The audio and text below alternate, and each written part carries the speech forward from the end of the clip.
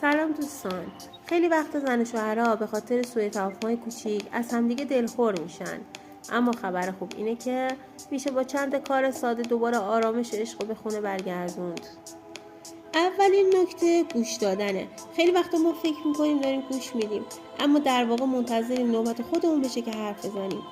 سعی کنین واقعا با توجه و بدون قضاوت به حرف همسرتون گوش بدین. همین یه کار ساده میتونه نصف بیشتر مشکلات رو حل کنه. دومین نکته احترامه. حتی وقتی عصبانی هستین هیچ وقت به همسرتون بی‌احترامی نکنید. احترام پایه عشقه. زن و شوهری که یاد گرفتن همیشه محترمانه با هم صحبت کنن، حتی تو سخت‌ترین لحظه هم کنار همدیگه قوی میمونن. سومین نکته ابراز عشقه. خیلی از زوجا فکر میکنن چون یه بار گفتم دوست دارم دیگه کافیه، اما در واقع هر روز باید عشق به زبون بیاری. گاهی حتی یه جمله ساده مثل خسته نباشید، دوست دارم، میتونه روز طرف مقابل رو بسازه.